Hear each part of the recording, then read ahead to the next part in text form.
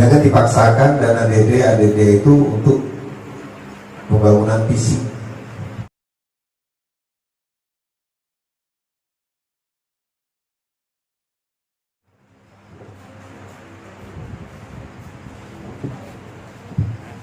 Bismillahirrahmanirrahim.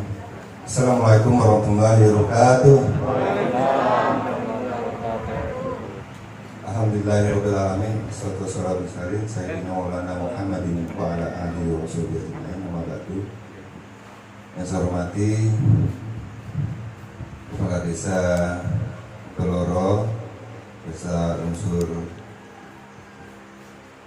pejabat desanya, unsur lembaganya, dan saya hormati mewakili Kepala Dinas Pemberdayaan Masyarakat Desa Pak Pur, Pak Purnomo, Mas Hujan, yang saya hormati pendamping tenaga ahli kabupaten, rekan-rekan unsur Muspika yang mewakili, rekan-rekan saya dari Puskesmas Sebulu 1 dan para pendamping desa, para pejabat Kecamatan Sebulu, Kecamatan Sebulu, bapak-bapak tokoh masyarakat, tokoh agama, tokoh pemuda, tokoh wanita, dan para unsur lembaga desa yang hadir. Alhamdulillah, kita selalu mendengarkan puja dan puji syukur pada Allah SWT bahwasanya pada hari ini kita bisa berkumpul kembali bersilaturahim dalam rangka kegiatan Muslim Bandes dan kedua simbolis penyerahan BLT DD tahap ketiga di Desa Keloro. Bapak hadirin yang saya banggakan,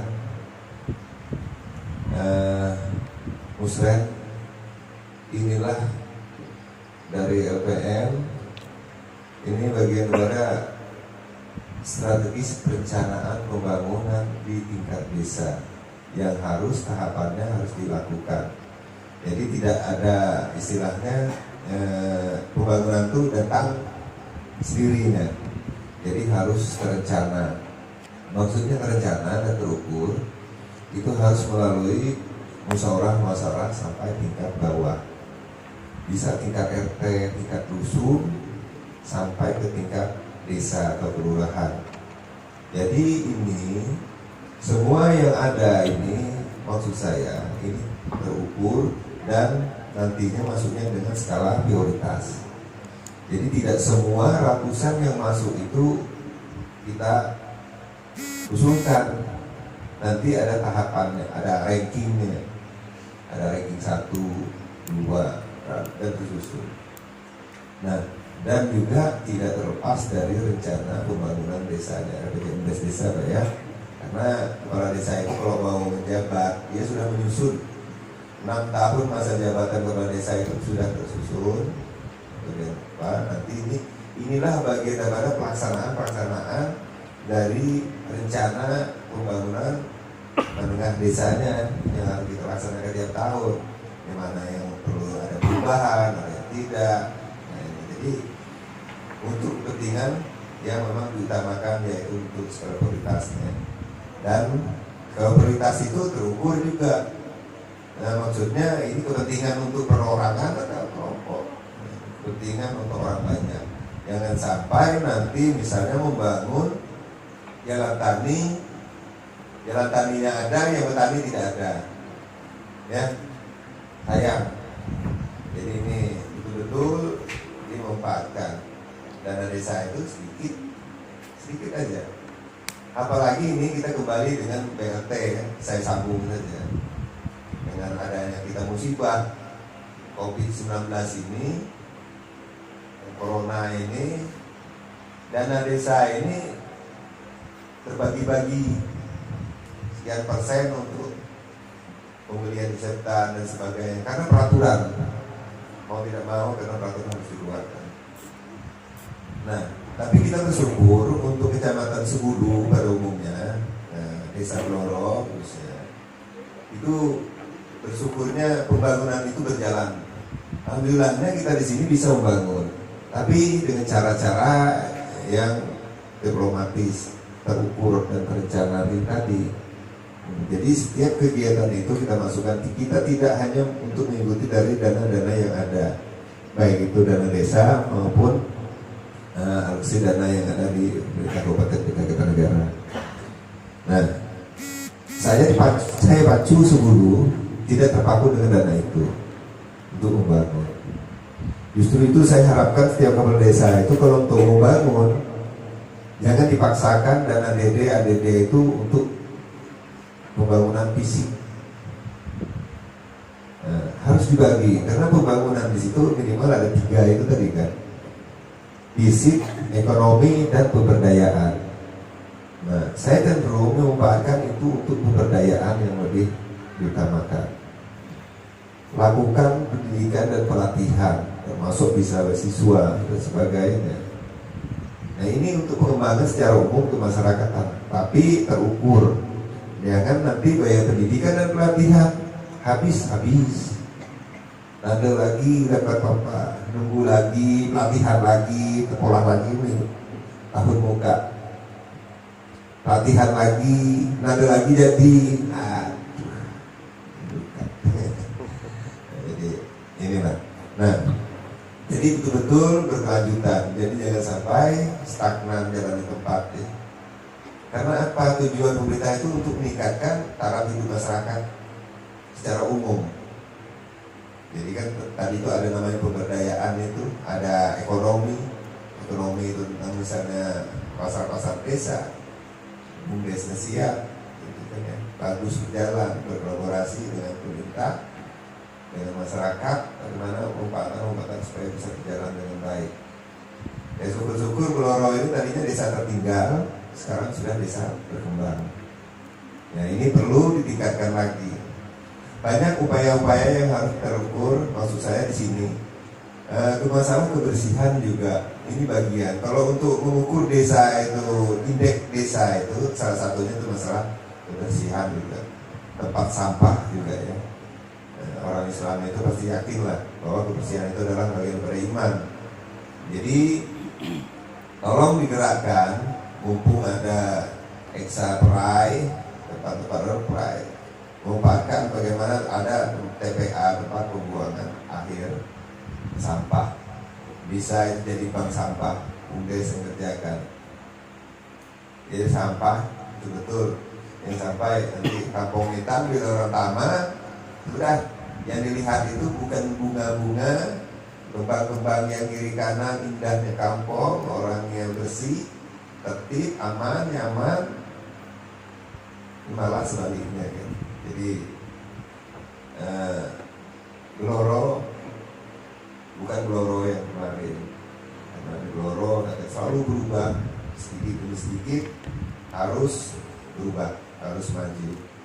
Jangan sampai nanti sejarah itu meninggalkan yang tidak bagus. Jadi sejarah meninggalkan yang baik. Bapak hadirin yang saya banggakan, luar biasa pemerintah sudah mengeluarkan anggaran untuk penanggulangan bencana ini, virus corona ini. Saya sampaikan kalau di 10 Hulu itu kalau ada virus corona yang bentuk manusia mungkin robot nih. Ini sampai sama Bloro, larikan, karena hanya virus udah telean, ini sakit nih. Jadi sesama kita menjaga bahwa ini sampai saat ini pemerintah masih dalam new normal, masih tahapan ini harus dilalui dulu dengan baik. Jangan sampai ada pendatang dan sebagainya membawa tempat kita dianggap steril, tapi harus hati-hati.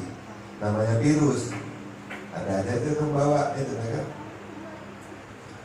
Jadi bapak-bapak, ibu-ibu hadirin yang saya hormati, musyawarah masalah ini tadi BLT dan sebagainya, anggaran pemerintah yang dikeluarkan khusus untuk Bloro tadi saya lihat ada 105 orang yang mendapatkan itu. Yang mudah-mudahan kata Pak Bupati dimanfaatkan dengan benar. Yang sampai yang kecil belikan HP juga ya. Itu kata Pak Bupati, betul. Jadi membakar untuk sembako. Kalau dibuka itu pasti desa dimarahin. Pasti desa. Bantuan sembako itu jadi masalah. Desa juga kena kan? Jadi bantuan sembako, kecap itu ada dua. Kecap manis dua, kecap asin dua. Sida kecamatan itu karena kerja malam, itu Pak Uwong, Bu Ati, koordinatornya. Full malam mengerjakan itu, sampai subuh. Jadi kecap itu ternyata 4 tetap, cuma kecap asinnya 3, kecap manisnya 1. Kayak dibagi ke masyarakat, ada checklistnya Pak, ada daftarnya. Ternyata kecapnya 4, kecap manisnya kurang. Jadi masalah di kampung. Alhamdulillah, berusaha ada di masalah gitu. Gara-gara kecap, berapa harga kecap gitu. Indomie berapa? 20 ada yang kelebihan, ada yang kekurangan. Jadi masalah juga. Alhamdulillah itu ya, kita untuk seluruh memang seperti itu kita akui, tapi kita tidak pernah berkeinginan untuk mengurangi. Tidak ada niat untuk mengurangi, apalagi namanya bantuan langsung tunai. Kita langsung dihitung di tempat. Kalau memang kurang, mau tidak mau kurang desanya itu disembelih dulu kan. Kita hitung. Alhamdulillah kalau untuk 10 ini berjalan dengan lancar. Ini untuk 10 ini luar biasa banyak. Jadi hampir berapa? 126. Hah? 1026 ya. 1026 kakak. Kalau saya hitung-hitung sesepuluhan tuh udah sedikit titisnya, 5M lebih. Kalau di Bloro hanya 105, itu sekitar kalau kali 3 189 juta. 189 juta. Jadi untuk kepala desa ini tidak mau memberi BLT, tapi diberikannya ke anak muda, kawinkannya gala, mungkin berapa orang pasangan dapat dikawinkan, berkawinan terus nggak desa. Jadi sekarang karena ada stunting, di proses stop dulu rame-rame itu ada. Jadi baik juga kawin waktu stunting, kurang. Jadi tidak akan nikah, dah. Dalam surah itu natural yang boleh manok banyak. Bapak-bapak hadirin yang saya hormati, jadi luar biasa bentuk pemerintah ini terhadap masyarakatnya dalam rangka untuk pencegahan stunting. Kewajiban kita maka itu menjaga lingkungan kita tetap bersih, jaga kesehatan, apalagi ini seperti Bloro, jangan sampai nanti pembangunan turun, indeks desa turun menjadi desa tertinggal. Saya juga sedih. Untuk selama ini, alhamdulillah, tadinya Bloro 10 itu tahun-tahun sebelumnya saya masuk 2017 itu hampir 7 desa yang desa tertinggal, lebih 9. Nah, alhamdulillah sampai saat ini perjuangan bapak-bapak kepala desa itu hanya tinggal 1 desa yang desa tertinggal. Nah ini luar biasa. Alhamdulillah saya juga di sini berkat dukungan kekompakan para kepala desa. Karena saya terus terang kades-kades dimanapun saya panggil saya marahi kalau tidak ingin membangun desanya. Tanya yang keras misalnya sebut aja saya buat misalnya kan kenal kan. Tapi saya buat sendiri ngaku camat yang berani memarahi saya buat itu siapa? Tanya saya buat. Selain saya, dia sendiri yang mengaku dan melaporkan itu ke bupati, ke ketua PKK kecamatan. Jadi tidak apa ya, kita sama-sama membangun betul-betul supaya desa ini betul-betul pelan-pelan bisa naik. Jadi kita tingkatkan itu, tidak semuanya harus kita tingkatkan, betul itu perlunya ada perencanaan skala prioritas yang dimajukan. Bloro selain TPA mungkin ada yang lebih dari itu. Pertanian masih banyak lahan yang luar biasa perlu dimanfaatkan. Kemarin desa Sebulu Ilir sudah menggarap di daerah seberang membuat jalan tani. Terus ada laporan desa Tanjung di seberang, luar biasa sudah buka.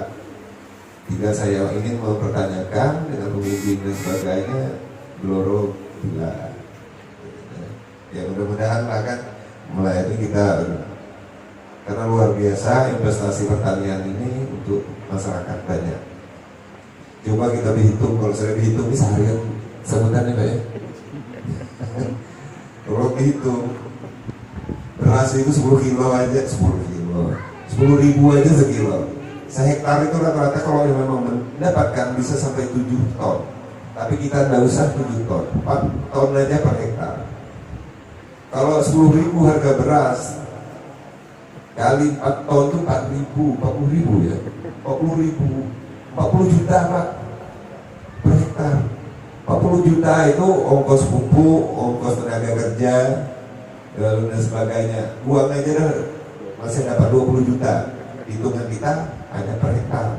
Makin banyak hektarnya yang kita buat, makin banyak pendapatan yang kita. Luar biasa. Karena bertani itu tidak hanya menanam padi, tapi ada tanaman lain. Waktunya seperti kering, dia tanam jagung, tanam cabai, timun, butuh kebutuhan kita sendiri.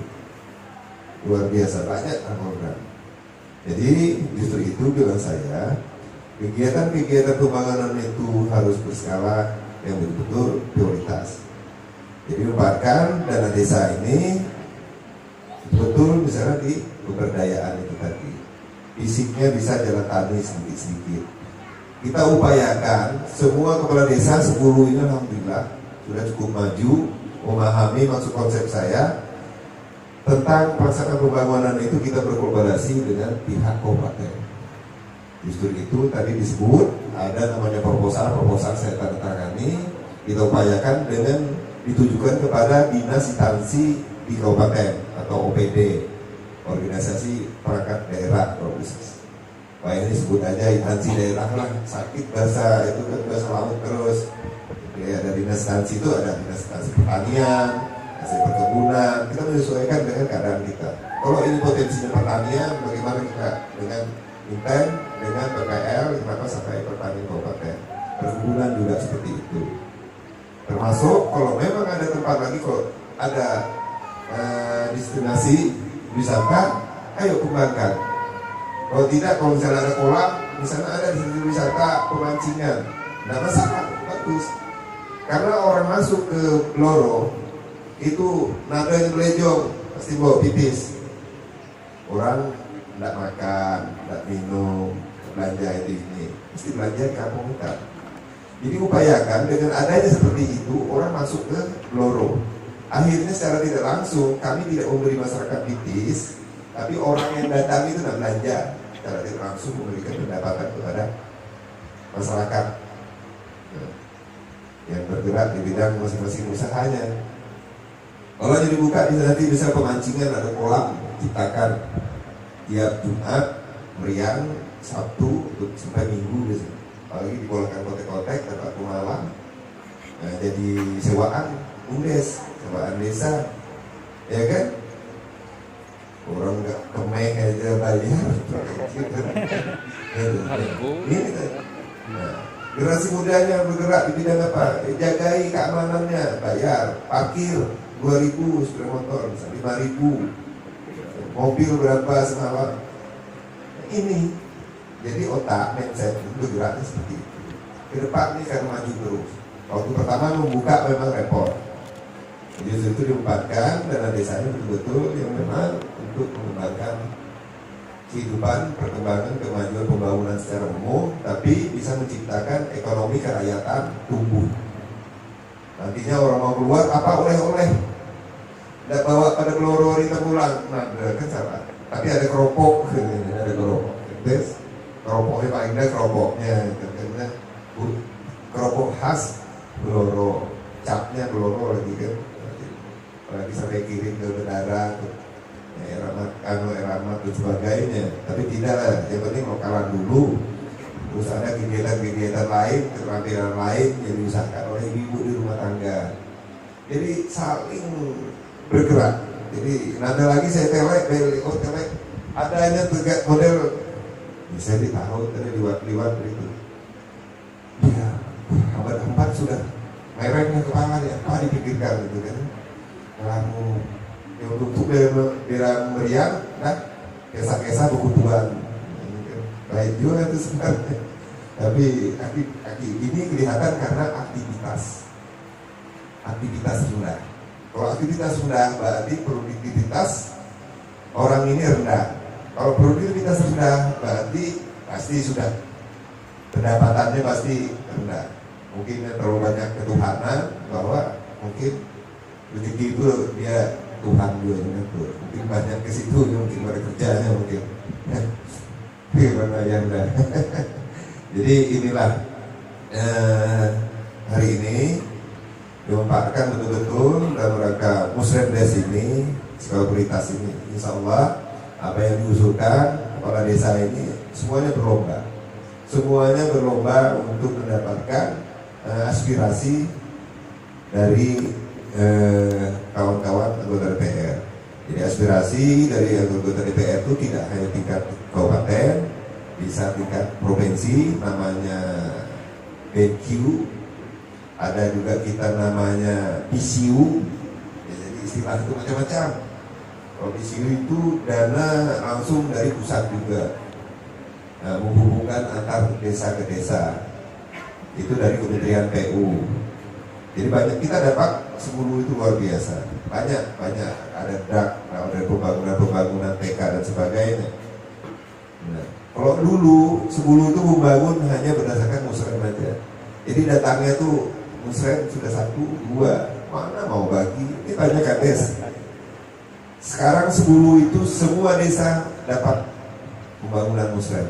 Ya desa, 14 desa saya perjuangkan.